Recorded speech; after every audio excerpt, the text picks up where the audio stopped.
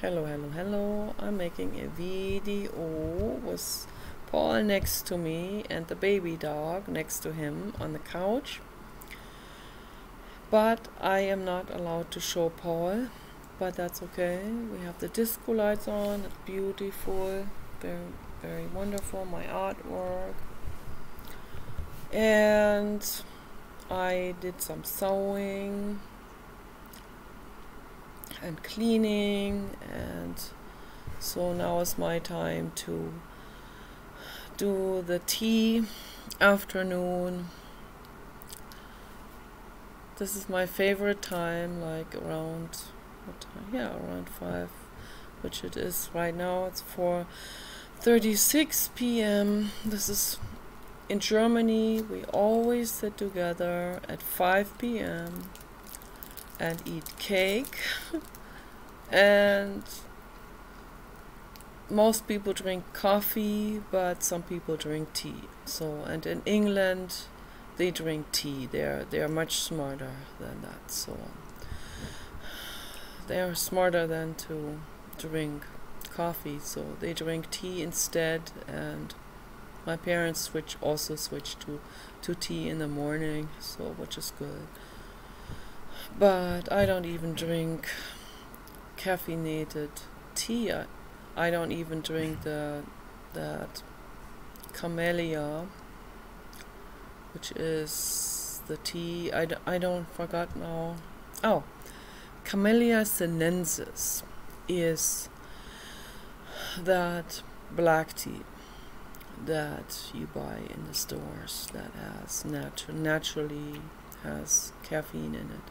Natural caffeine, but still caffeine. So, or tein, but it's the same as caffeine, and I stay away from that as well. So when I drink tea, I drink herbal tea, like rhododendron and Camellia japonica, which is in the tea family. It's a camellia too, but it's not Camellia sinensis, it's Camellia japonica. Japonica means from Japan. The Japanese are extra smart. They don't drink caffeine, so, or I guess a lot of them don't. A lot of them are very, very much into herbal teas, and that's why they get very old, and they stay very, very healthy until they are over 100 years old, and they do yoga and tai chi every day. They drink all these amazing herbal teas, and they're very smart with this, and they're very family oriented, which is another very smart thing. It's wonderful to do. Okay. So having big families and sticking to the families, I know that the Latino community does that as well, and I envy them for that. So in Germany, family is not that highest of priority, I would say. So yeah, it's all sad, and that brings me to a video that I watched the other day. 48-hour crime report about the story of Casey Kasem. And I know now that my dog is the reincarnation of the radio host, that lovely, lovely radio host, Jewish radio host, wonderful, wonderful man, Casey Kasem, and he gave people hope, and he gave people joy. He was in LA, and when I said the words Casey Kasem while I was watching that, because I think the name is amazing, so I like the sound of that name. The baby dog was like, "What? Are you talking to me?" So I was like, "Oh my gosh, are you Casey Kasem?" And he is looking at me like really attentively. Oh my goodness. So Paul thinks it's because it sounds like kitty cat, but I don't know. So he doesn't respond to kitty cat as much as he responds to Casey Kasem. And it's also an energetic thing. I feel energetically that the baby dog is Casey Kasem, reincarnated. And so that story about Casey Kasem made me very sad. And I really want to make this video for Michelle McNamara. And I'm going to call it the video that. But there are always tons of things for me to talk about. But maybe I'll get into the story about Casey Kasem more in depth later on. But the story made me very sad because the family bond apparently in European families seems to not be that strong, and it makes me very sad. And what happened to Casey Kasem is infinitely sad. When he was old and in a wheelchair, he was just he was played tug of war with by his family, and that's just infinitely sad. And that killed him. Okay, that tug of war killed him, and that's awful, horrific. So if I was the wife of Casey Kasem, or the daughter, or the ex-wife, I would have handled this very differently. So, although, you know, his children from his first marriage, I'm leaning more in their direction. I think they're all assholes, all of these people in his family, okay? They're all hawks. And I like hawks, I don't like them. I don't want to compare animals to greedy people. So a hawk is a hawk, hawks mouses. Okay, that's a prey bird. I don't like that. I have to correct myself with this because I hear other people use these kind of words and then I do it automatically. We need to watch more what words we use. I think that's very, very important. A hawk is not a greedy being.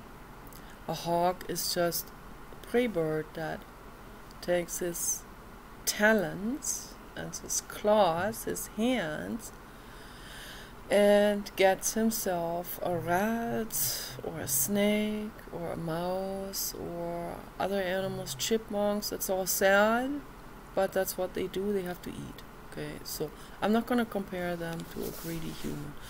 A greedy human is just a greedy person. That's all there is to it. And it's making me sad when I see that. I think they're all greedy, all of these people. But I give the family from his first marriage more credit. I really do. So they got some points, and it probably is very difficult for a lot of people to take care of an old dad who has to have 24-hour nurses and all of that. So he was in the hospital, but that's better than, and then he was taken care of there. That's better than being in some kind of nursing home where the last wife has put him into, and that's what they finished him off. They killed him. The other people got him out of the nursing home, put him back in the hospital, and the doctors there said that he had injuries now from neglect from the nursing home that he was not going to recover from. And that's why this became a crime investigation into how his last wife has handled his situation. And yeah, it's not like first degree murder type of thing, but it definitely has to do with neglect and severe neglect, and that also falls under domestic abuse. And all of this is infinitely sad, and these people are not well. That lady is not well. She's not right in the head at all. She put her priorities into greed and her appearance, and that's not mentally well. And so I understand the first family. I understand that much better, but I would have handled it totally differently. He had so much money, he could afford a live-in nurse, he could afford a live-in physician. A lot of people have done it, I'm not showing you. And that's what I would have focused on with that money that he had available, and not focused on how much money I can claw out of that situation for myself, and after I get the inheritance and all of that shit, you know. So when I care about someone, I care about that person. I care about my parents. I want my parents to be taken care of well. I want my parents to have a live-in nurse. That's where the money should go into. Okay?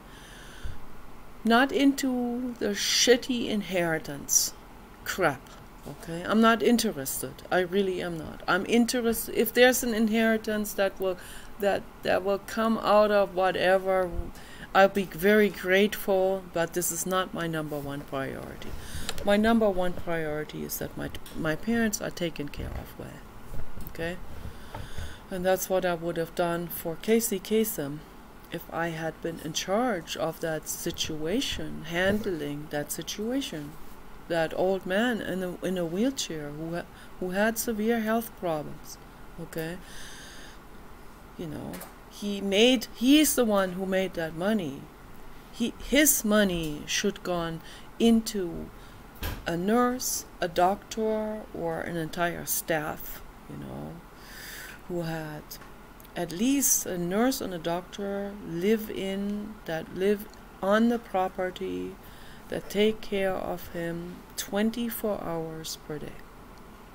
Or maybe 2 nurses and 1 doctor. Okay, a night nurse, a day nurse, and a physician, and good equipment, and all of that, and holistic healing.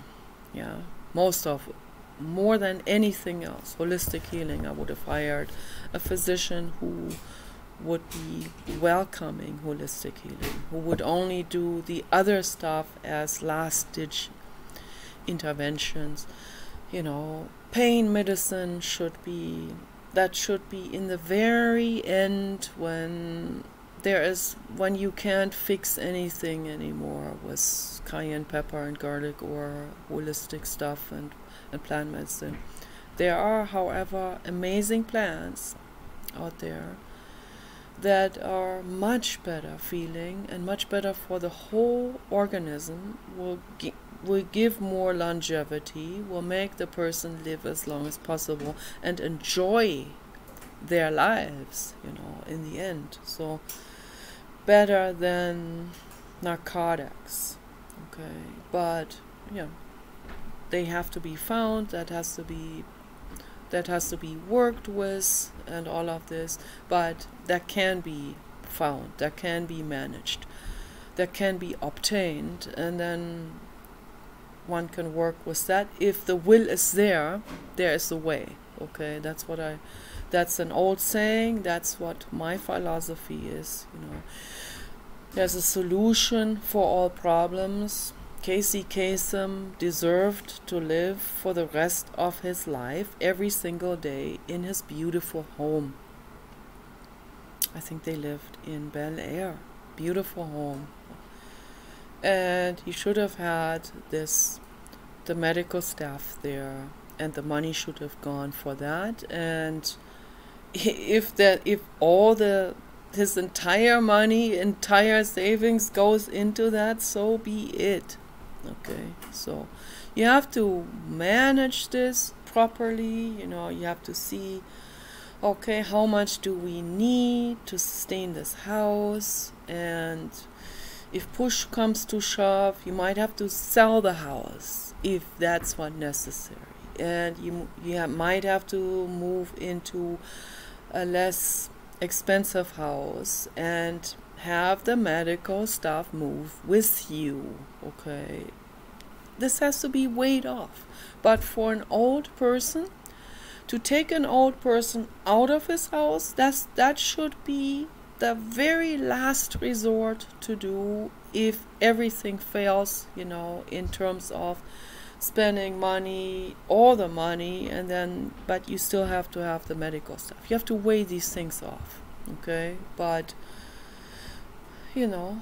if you love someone, you will do whatever you can to make that living being feel safe and happy, and if that means I have to change their diapers, then that's what I have to do. And that's what you have to do, okay?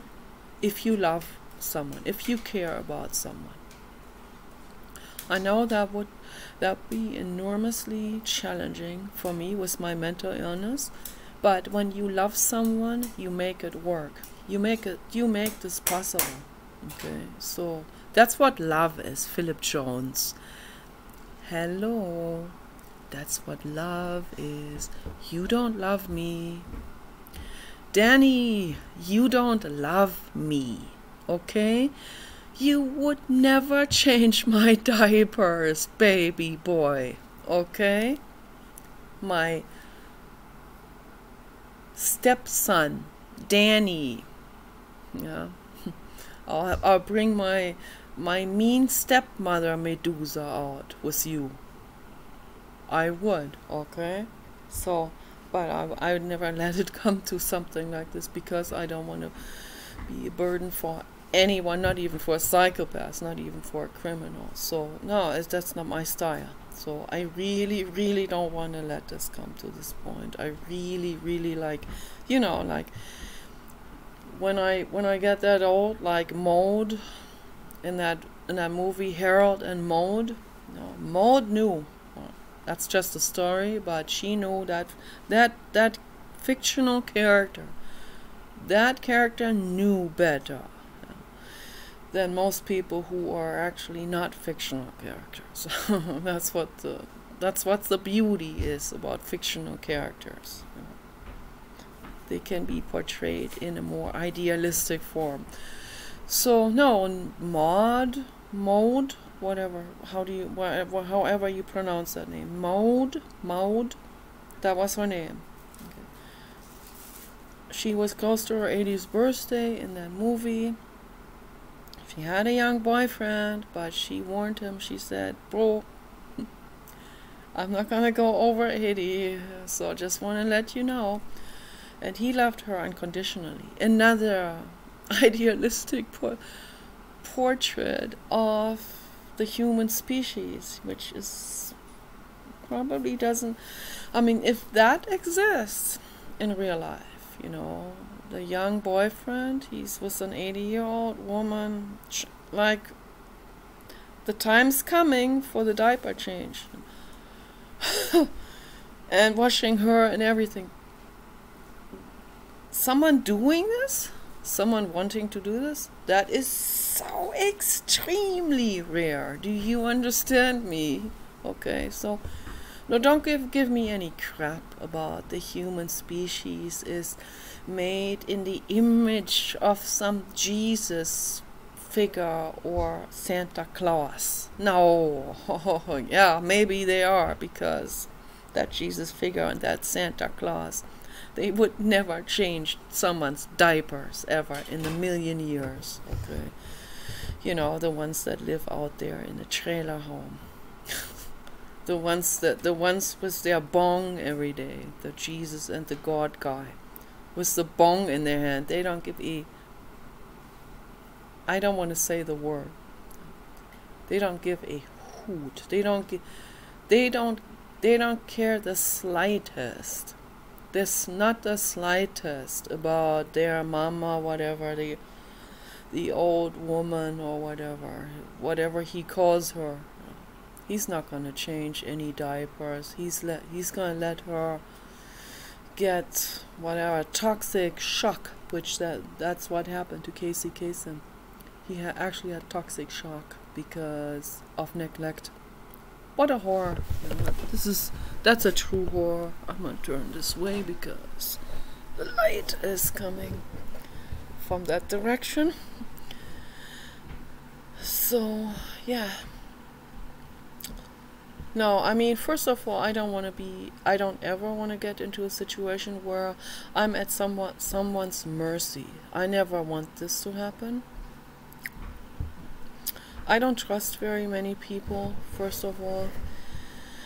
And if I did find some rare gem unicorn man, a real unicorn, not the one that wanted to sell me to the sex god. No, not that guy. So let's be very clear here. No, I'm talking about like a real unicorn man who is not just unicorn on the outside, but on the inside as well. You know, if I found someone like that, a 20-year-old kiddo who actually loves me, big trailer mama, my gosh, can you imagine?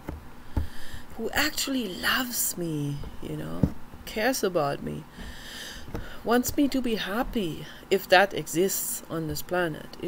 If something like this existed, I mean, if that existed, can you imagine how happy I would be? I would be in heaven. I would do everything for him, you know, and if he would do everything for me, I would trust him, you know. But to find out whether he does, I mean, that takes quite a bit of getting to know someone.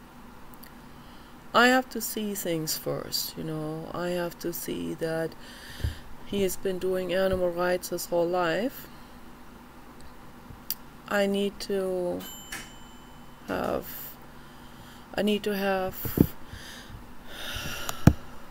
years of conversations with that person about all kinds of things. That person cannot be pushy. That person cannot be into his own needs. Okay, that person needs to be altruistic. Okay, and if I see someone like this, that person will be rewarded full force. Like, I will give him heaven, absolute heaven, and it would be heavenly. It really would be for both of us. And that's how a woman should feel. That's when a woman has orgasms. That's when a woman is happy.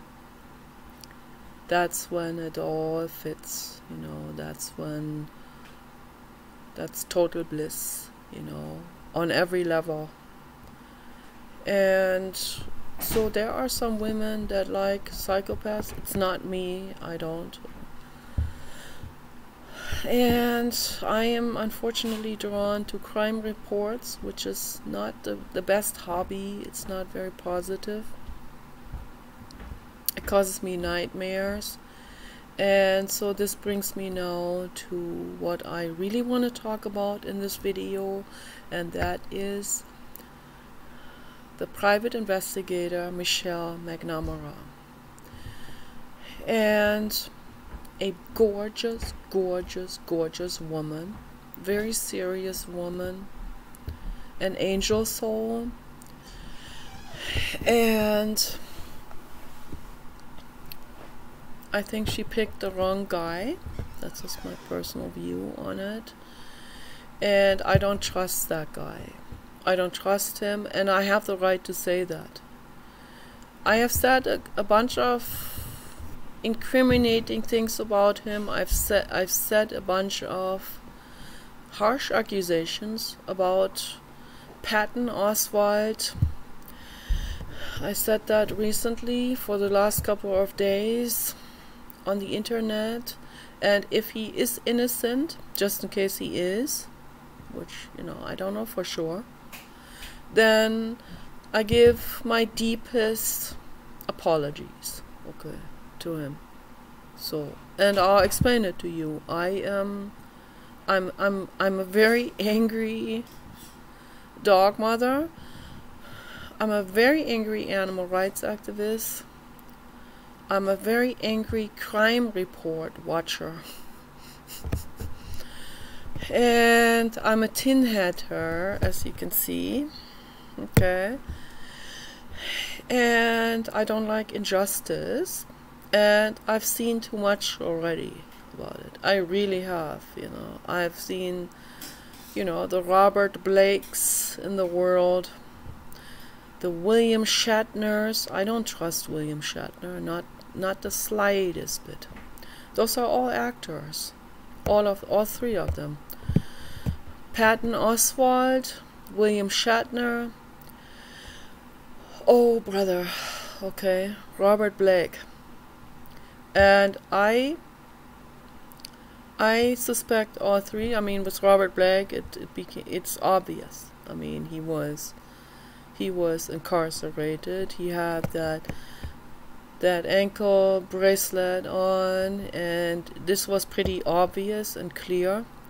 William Shatner and Patton Oswalt have not been detected. Okay, so, and maybe they're innocent, but maybe they're not. Okay, because this thing was Michelle McNamara. I watched the 48-hour crime report. Her story was the beginning of this, you know, and also that she died, and I was like in total shock over that. That very person who got the serial killer, that DeAngelo, the Golden State Killer, as she called him, she got him behind bars. Okay, she did it, her work. She helped law enforcement with her intuition and with her investigation, private investigation. And I think she did that for free because she was terrified of that guy. She wanted that guy behind bars. She wanted him incarcerated without any parole at all, for life. And I totally understand her, you know. I mean, what he has done, I mean, that's incredible. It would be better if he was head-bolted. That would be much better. It would be better for the whole world. Safer and better for him, too. But, obviously, we don't have death penalty in California. So, but at least he got, I don't know, what he got, like 50 years. And he's already 72, so he's most likely gonna die in prison, and I hope he does not get released. I hope Governor Newsom does not let this man back out on the street. So, because he'll do it again, even at that age. He's gonna do that again. And that guy that's a former police officer, that DeAngelo. So, trying to get murderers behind bars, but he himself was that murderer for so many years, and he got a kick out of that. So Michelle got him behind bars, and then she met this Patton guy, Patton Oswalt, who tried real hard to convince her to go out with him. They had a daughter together, and the daughter was only 7 years old when Michelle died. Apparently she died from a drug overdose of different drugs, including fentanyl, which is some form of methamphetamine. That lady did not look to me like she would ever reach for something like this. Ever. Never ever. Fentanyl is a killer drug, definitely. That drug kills people all the time. It killed George Floyd. This drug killed him in the hospital. The police officer had nothing to do with George Floyd's death. Look it up, okay? This is not a conspiracy tin header theory. No, this is factual, okay? They had reports done, but these reports were not allowed to be put out there into mainstream news. Why? Because the corporate agenda utilized that to sick people against each other. George Floyd was their victim, was really the victim of the corporate agenda. Okay? And that's the truth. Not by that police officer.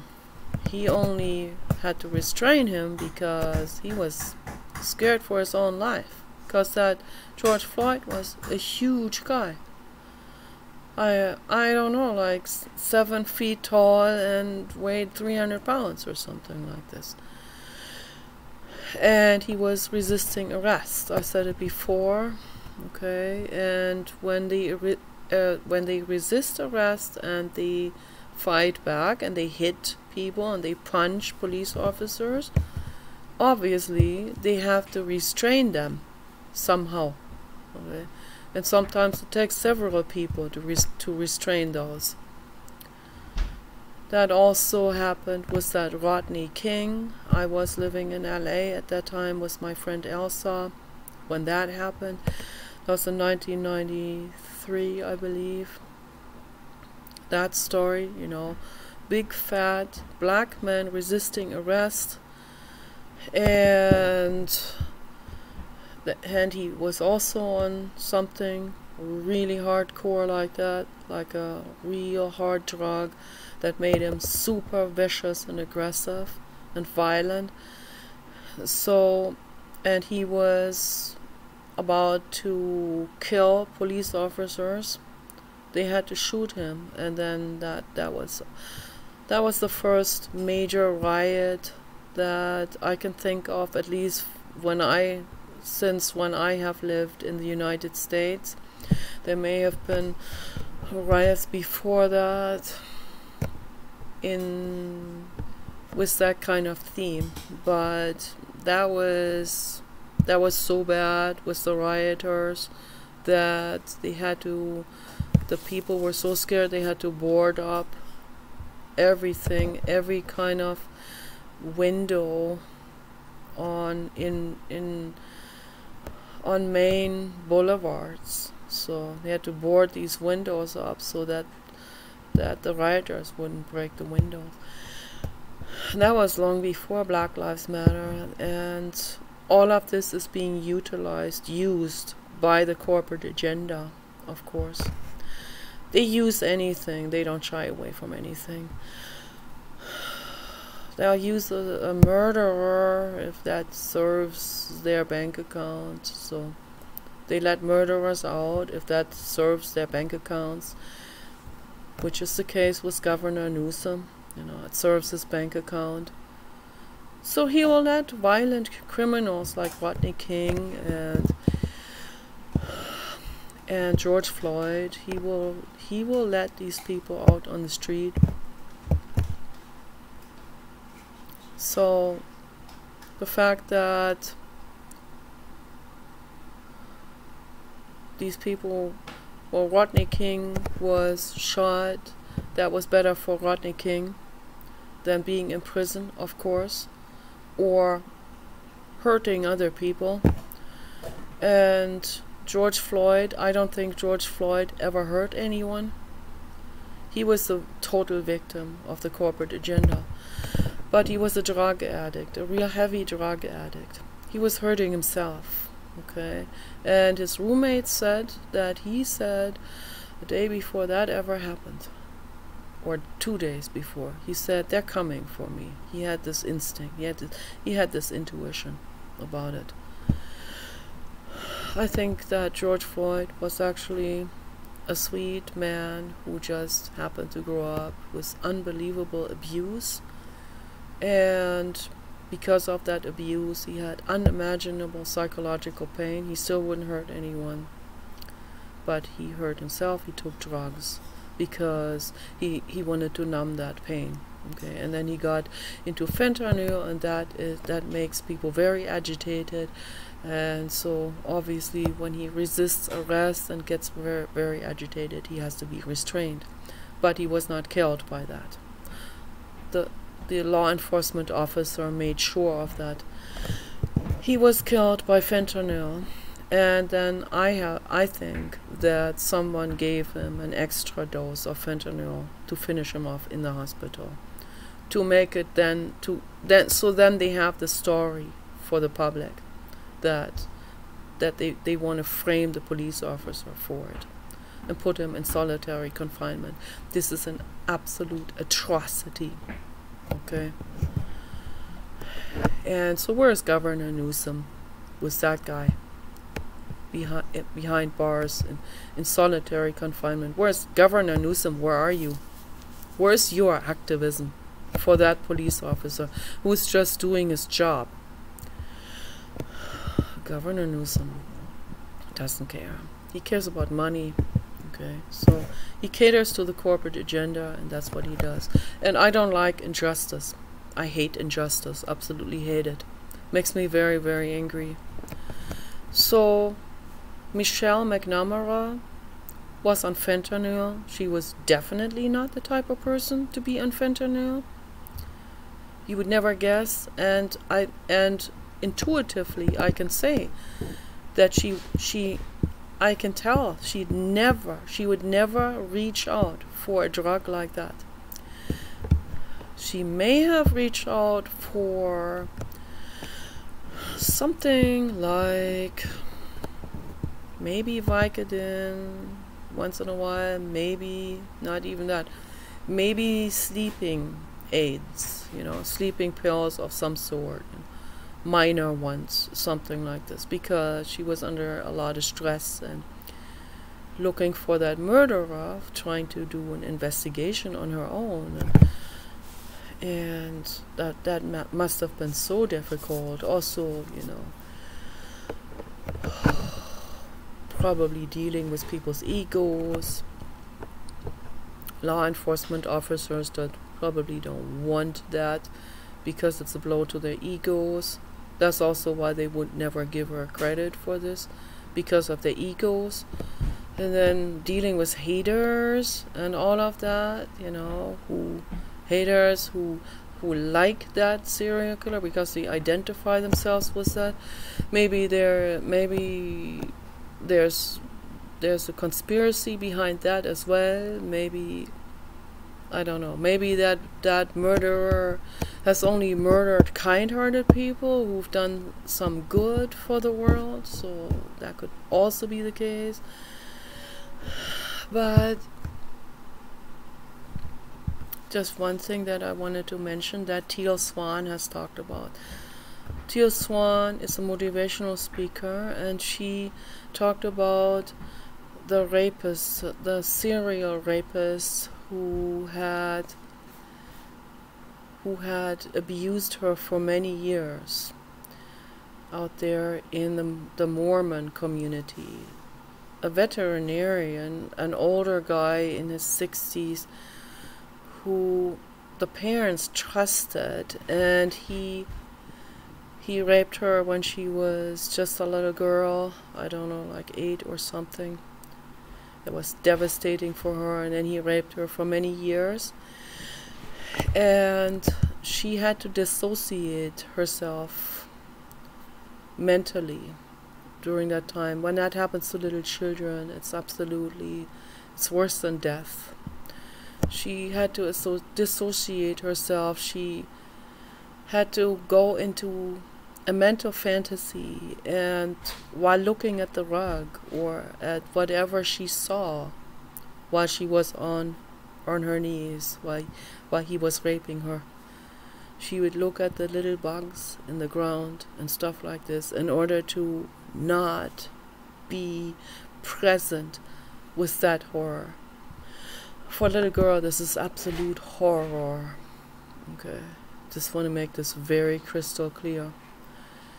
So, but she reported that she did hear him cry. So each time he did her like that, he would walk away like 20-30 feet, and he would break down, falling on his knees into the ground with his hands over his face and crying pitifully.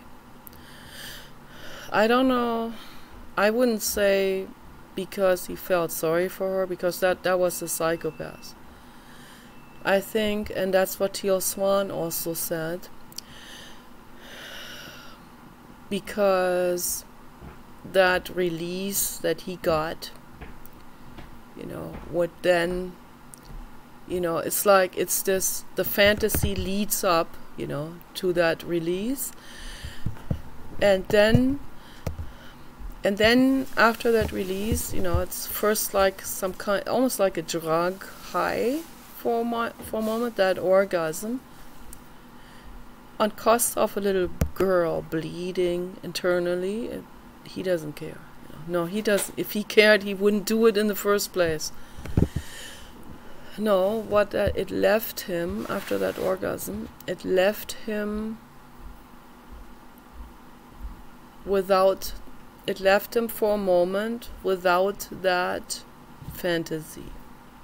Just for a moment, just like a drug high comes down, crushing down, okay?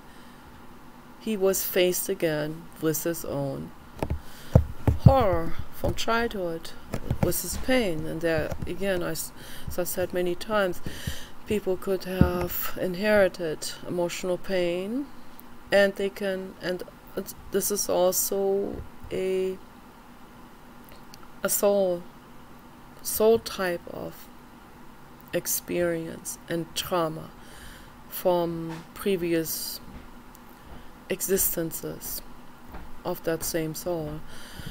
So, like, reincarnation trauma, basically, that also all plays into it.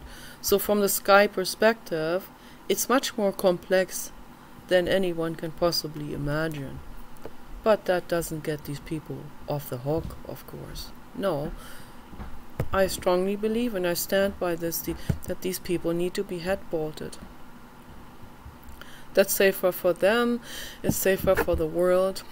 We don't want people like this in this world. Yeah, maybe some people say, yeah, but maybe my soul was doing a soul contract and I wanted to do this in order to learn this or that. I'm sorry, I'm a dog mom. Yeah. I don't want anyone to suffer.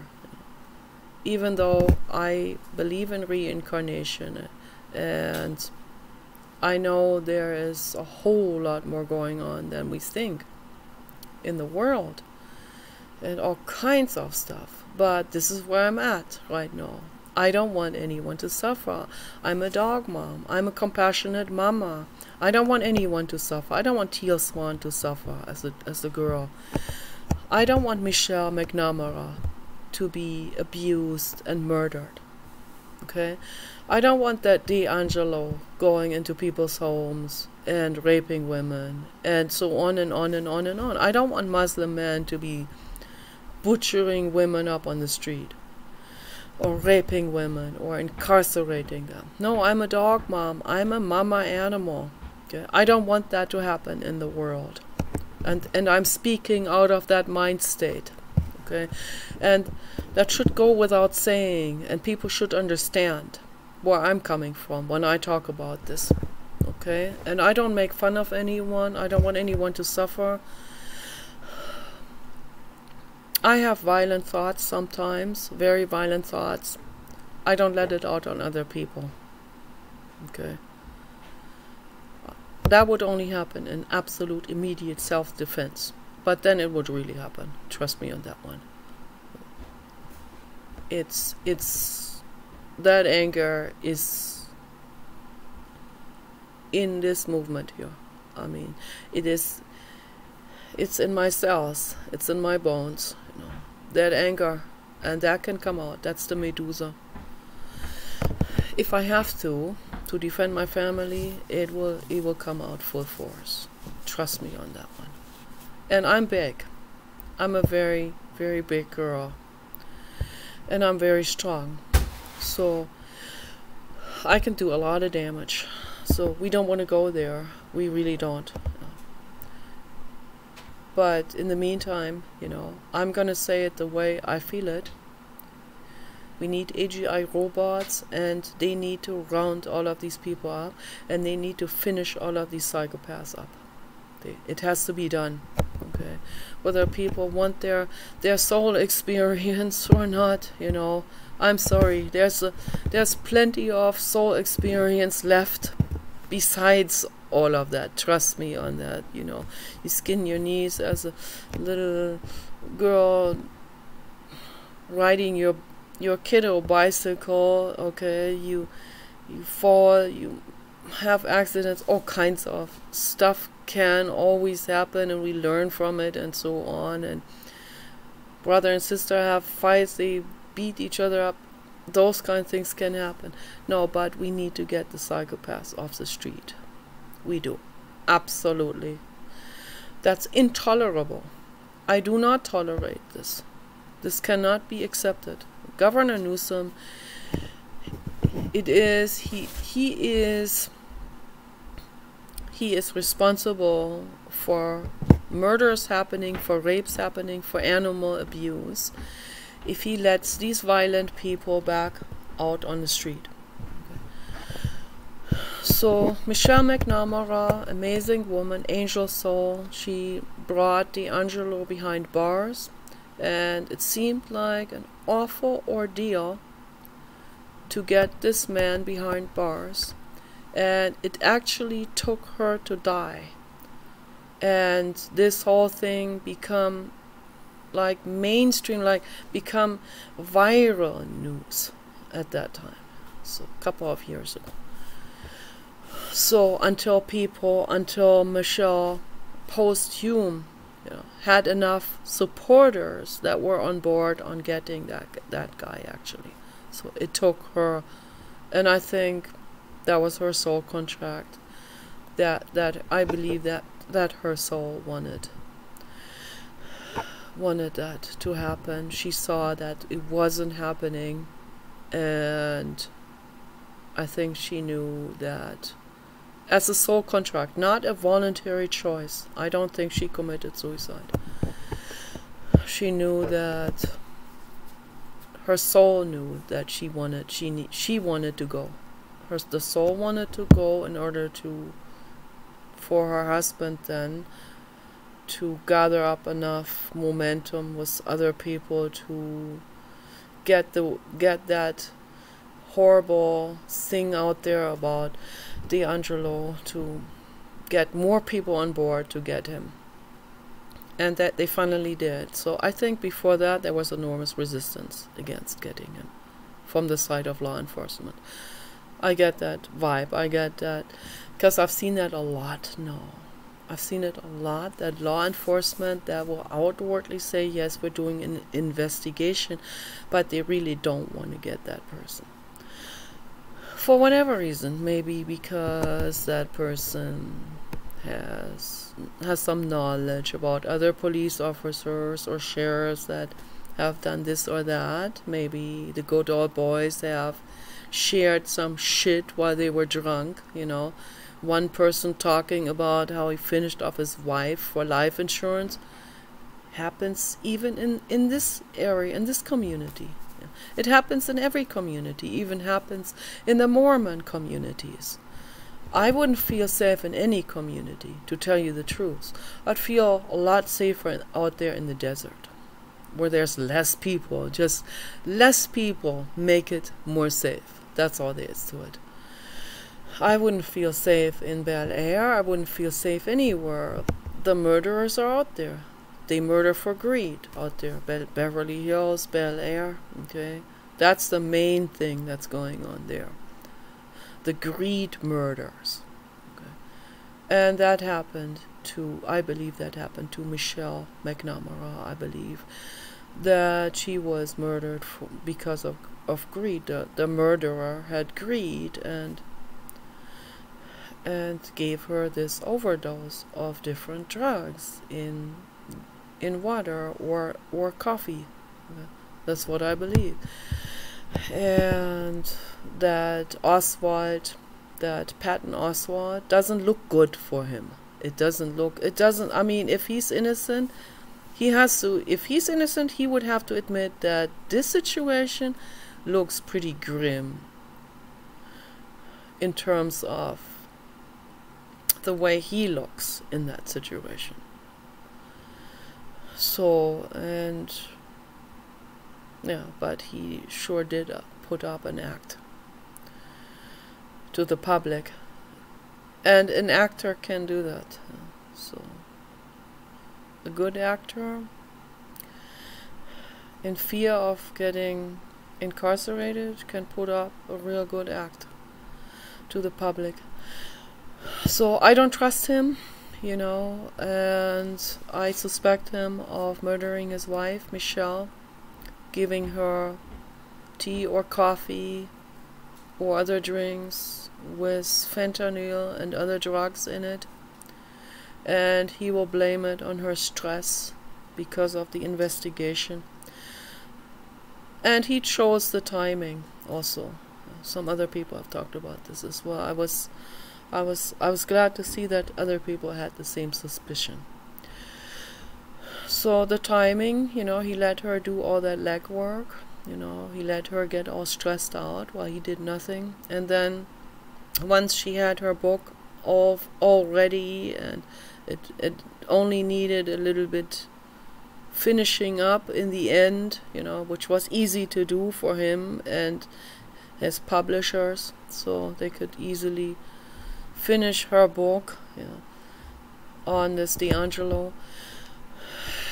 And the book title is called I'll Be Gone in the Dark, which DeAngelo has said to his victims. And I believe that Michelle herself, that her soul, felt that statement as well, in terms of she will be gone in the dark, she will be gone in her sleep.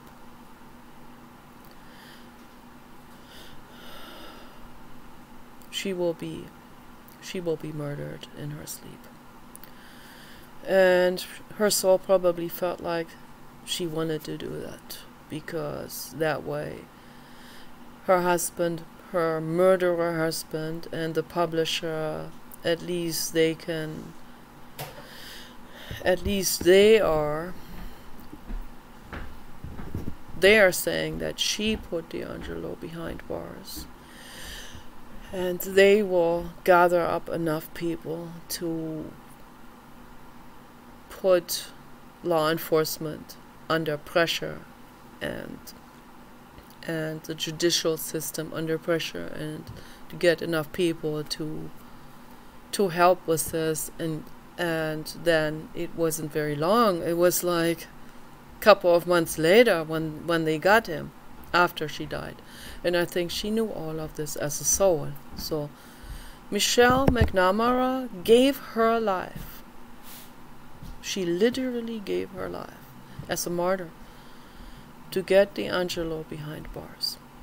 And hopefully not in vain, where Governor Newsom would let someone like this back out. That's what I'm afraid of. That would really bother me. Man, that would bother me so much. These are the kind of things where I sometimes think, I don't want to hear the news anymore. I don't even want to go on Twitter anymore. I don't want to watch these crime reports anymore, because when I see injustice happening, It makes me too angry, and then I become bitter, and then I become unhappy, and then I become depressed. And I don't want that to happen. I'm an artist. I don't want to become bitter against anyone. But that's not why I believe in reincarnation. I believe in reincarnation because I've seen it now in my own life, and I've seen it in other people's lives. Okay, this is real, and I've seen the occult. I've seen the beyond. Okay, I've seen all of that. I've seen this 3D world and the metaphysical world that is mixed in. I've seen it with my own eyes. I've seen a reptile. Okay, people don't believe me. They would never believe me with this. I have seen a juvenile, shape-shifting reptile man in a hotel bathroom when I was 11 years old. I've seen it with my own eyes. And at that time, when we're children, our minds we haven't been formed we have not been, we haven't been brainwashed, or we haven't been conditioned to the point where seeing something like this would give us a heart attack. So my brain was still unformed enough to not get a heart attack from seeing that reptile. But that reptile was there. That was not something out of a fantasy. My brain didn't fabricate it. It was there. Someone will say, yeah, but you were in a fever delirium. Yeah, but that's why I saw it. So we don't see the stuff when our brains, when the discrimination ribbon in our brains is functioning well. We see that kind of stuff when the discrimination ribbon in the brain, which is near the brainstem, when that is shaky or weakened by something, either by a drug or by some psychedelics, which do that, of course, or by a fever delirium. That can do it too. But of course I was shocked. I was extremely shocked about that. And that's why I ran out and hammered with my fist in panic against the door of my parents' hotel room. And when my mother came looking into my bathroom, she said, "There's nothing there." She got really mad at me. And then the next day, she knew why this happened, because I had salmonella, a real severe salmonella infection with real severe fever. And I talked about this before. It's real sad. My mother didn't call a doctor until I said to her, I want to die. So then she finally told my dad, and then my dad went and got a German physician who was also in the in that hotel, who came and got real mad at my parents. He hollered at them because I was extremely sick. I could have died. God, it causes me breathing problems just thinking about this. So, yeah, it is. I got my encounters with injustice very early on. And I don't know if my mother if it's because she's afraid of being judged by someone, or if she is because she doesn't she wants to be seen as super normal and amazing, or whatever. Normal as an amazing? Hey, no. Normal is not amazing. Okay, that's what I learned in my life. But anyway, or if it's jealousy that she had of me because I was starting to get into puberty. I'm starting to develop. So that's another biggie for a jealous mother, for sure. But anyway, I do not trust that Patton Oswalt at all. And he got himself a girlfriend very early on. Who knows, he may have already had that girlfriend already, maybe for years already, in secret. Michelle never investigated him. She never snooped after him. She was very, very, very dedicated on her work. And she didn't get enough sleep because of her work. She was only investigating D'Angelo. And maybe the husband was getting bored. Maybe he needed his fix, so he got himself another girlfriend. That's what it looks like to me. And then when the time came where she had done enough investigation, her book was almost finished. All he had to do was finish the book, after she was gone, in the dark, in her sleep. And so and I don't believe she was on fentanyl, I don't even think she was reaching for these kind of pain medicine or sleep medicine all the time. I think he just simply handed her coffee with that kind of stuff, has been doing that probably for a week or two. She didn't suspect anything. And because I think once they do an autopsy report, they can probably see if that body had already been on something for a while. So I think, and that Patton Oswalt was also into crime reports, very big time. Okay, what was his reason for being interested in that? Now that is my question. Not the same reason why Michelle was into it. Michelle was into it in order to solve crimes, to bring justice. Patton Oswalt, however, was into crime report to learn from it. To learn from the murderers. Okay, so he knew all about it. He knew about fentanyl, he knew about the really dangerous drugs, he knew about the cocktails of pain medicine and sleep medicine. And they probably can't tell whether someone was on fentanyl for a longer time, but they probably can't tell whether they were on a sleep medicine for a longer time. So he's probably been very, very generous with the sleep medicine for Michelle to help her, right? In quotation marks. Let me give you some sleep medicine so you get some sleep. Bye bye. You'll be gone in the dark, right? At some point, after you have done the main legwork of this amazing book, okay, that he will cash in on then afterwards. Yeah. It was all laid out for him. Michelle has laid out the red rug for him and his girlfriend, leaving behind a daughter of 7. What a horror. Absolute horror.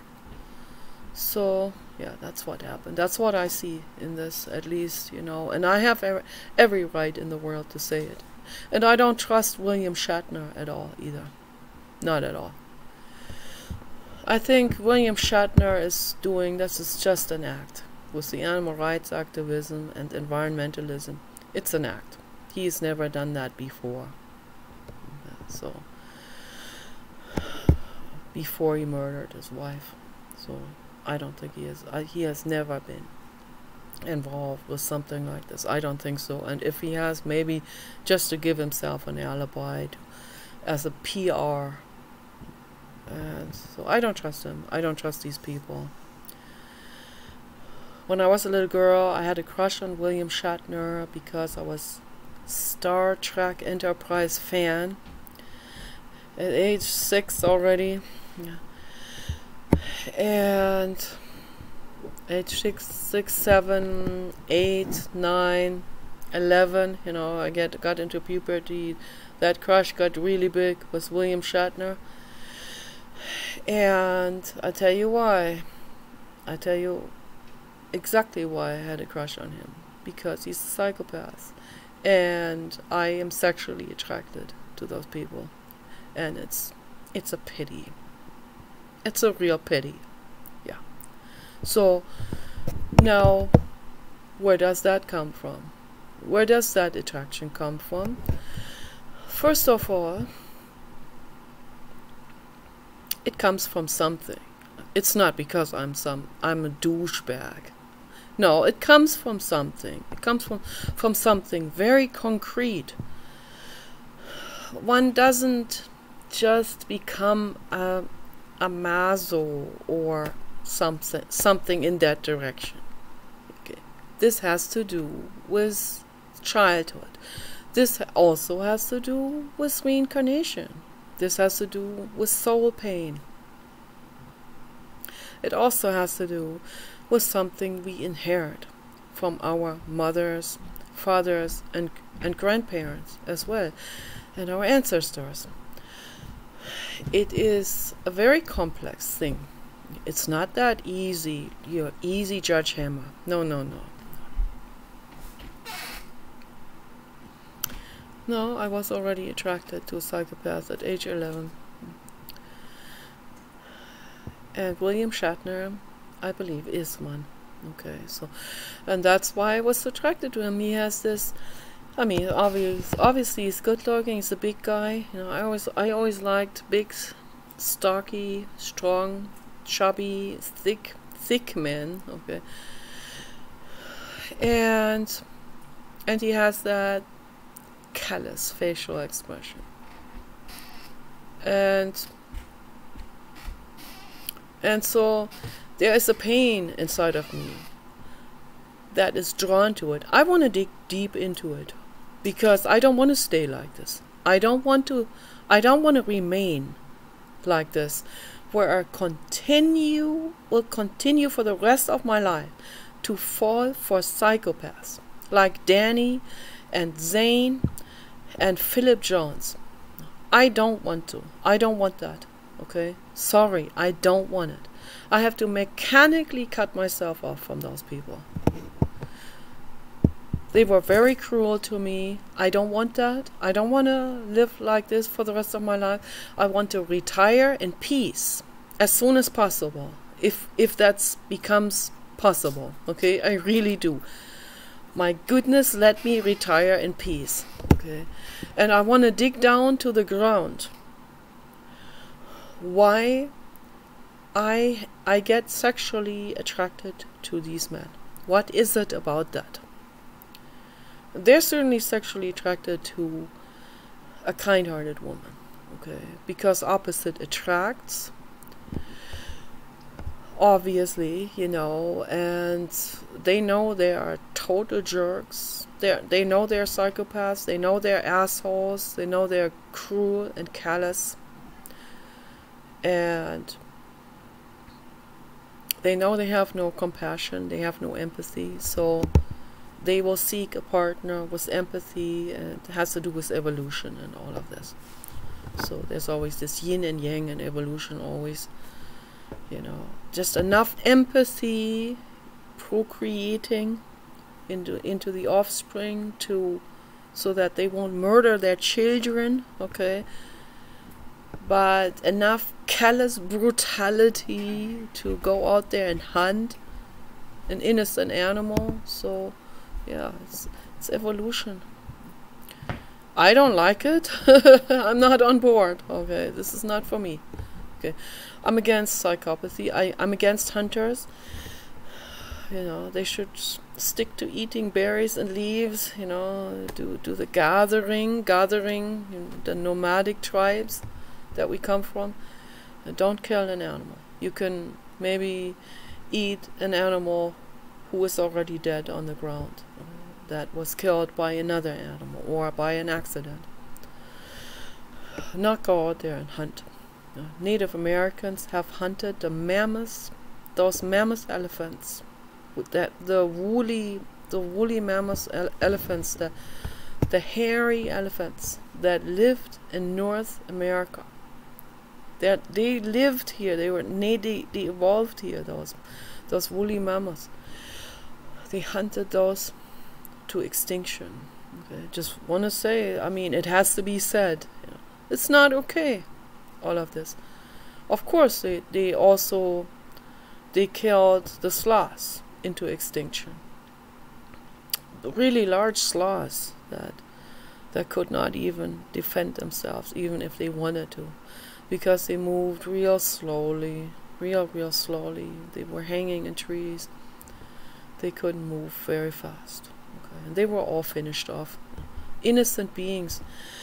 So no, I'm not on board with that part of evolution at all. No, it's not for me. And absolutely hate it that I'm sexually attracted to these men.